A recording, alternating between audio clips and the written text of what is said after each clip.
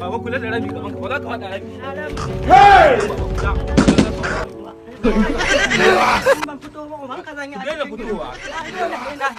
Na fito na ya iska. Allah dan annabi baba yanzu ka daina fitowa wajen nan. In ka fita wajen mutane suna zage mu.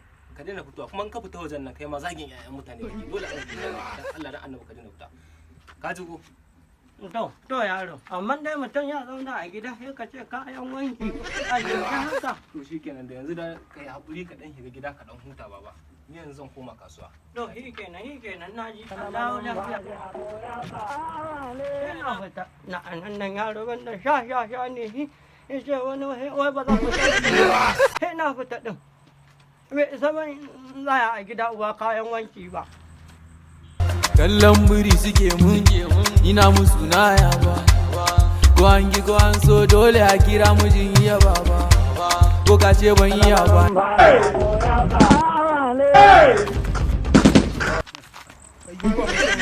ka mun gaji mutane haka kai makawo ne wannan yaro ba kai yaro mara mutunci banda dan iskan yaro ne kai wannan baba kai ne mu kake cikin sauƙi ne ƴan mutane ba kai wurin ka ƴan mutane baki kai ba dan arziki ba ka zo ka mangaje nan amma ka ce wani za ka ga rashin kunya ne maka yaran ne ba ka da mutunci